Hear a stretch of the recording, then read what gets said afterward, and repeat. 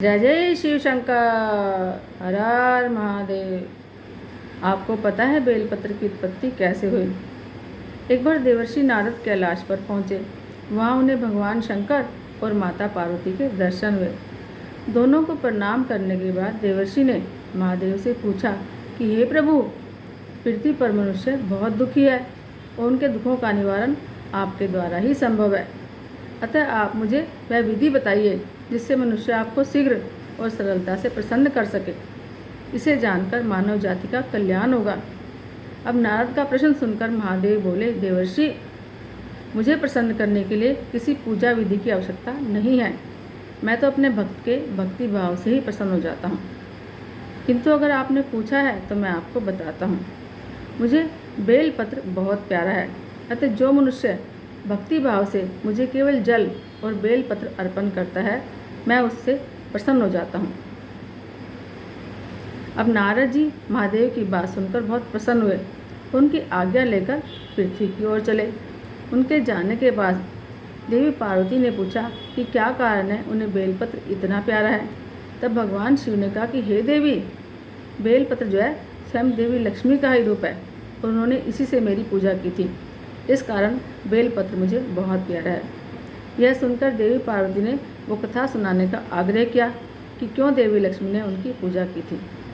उनका प्रश्न सुनकर महादेव ने कहा कि हे देवी, एक बार भगवान ब्रह्मा ने नारायण और अन्य देवताओं के साथ मेरे रामेश्वरम ज्योतिर्लिंग की पूजा करी। उस पूजा में देवी सरस्वती ने मेरी स्तुति करी, इतने मधुर स्वर में की कि सभी के साथ भगवान विष्णु भी मंत्रमुग्ध हो गए।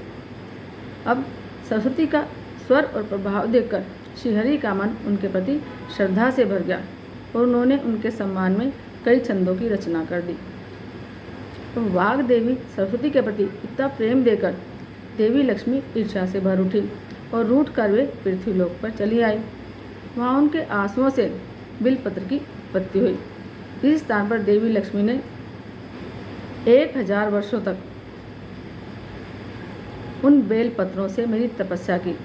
अब बेलपत्रों द्वारा की गई उनकी तपस्या से मैं बहुत प्रसन्न हुआ। उन्हें दर्शन देकर वर मांगने को कहा। तब उन्होंने मुझसे कहा कि हे भगवान, मेरे स्वामी के लिए अब मैं प्यारी नहीं रही और उन्हें वाग देवी से यानी सरस्वती मैया से अनुराग हो गया है। अब आप ही श्रीहरि के हृदय में पुनः मेरा वास करवा सकते हैं। अतः हे सर्वेश्वर, आप मुझे यही वरदान दीजिए कि मेरे स्वामी का मन सरस्वती माँ से हटकर मुझ में लग जाए। उनकी ऐसी बात सुनकर मैंने हंसते हुए कहा कि देवी, नारायण को वाग देवी से कोई अनुराग नहीं हुआ है, अपितु उनके प्रति नारायण के मन में केवल श्रद्धा का भाव है। श्रीहरि के हृदय में आपके अतिरिक्त और कोई है ही नहीं। अतः आप निश्चिंत होकर बैकुंठ अपने स्वामी के पास जाइए।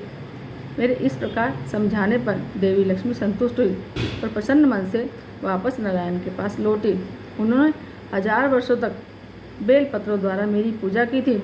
इस कारण से वे मुझे बहुत प्रिय हैं। बेलपत्र को स्वयं महादेव का रूप माना गया है और इसे त्रिदेव ब्रह्मा, विष्णु और महेश का निवास स्थान माना गया है। इसके 3 पत्ते भगवान शंकर के 3 नेत्रों का समान माने गए हैं।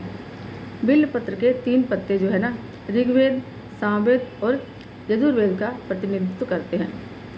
इसके 3 पत्ते मनुष्य के 3 गुण, सत्वगुण, रजोगुण और तमोगुण के भी द्योतक हैं।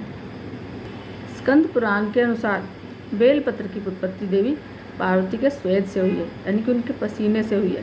वे इस पेड़ के जल में गिरजा, तने में महेश्वरी, शाखाओं में दक्षिणायनी और पत्तों में पार्वती के रूप में वास करती हैं।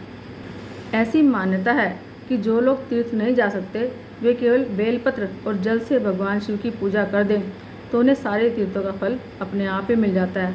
सारे तीर्थों का पुण्य अपने आप ही मिल जाता है। स्वयं महालक्ष्मी ने महादेव की बेलपत्रों से पूजा की थी। अतः इससे महादेव की पूजा करने वालों पर लक्ष्मी की कृपा हमेशा बनी रहती है।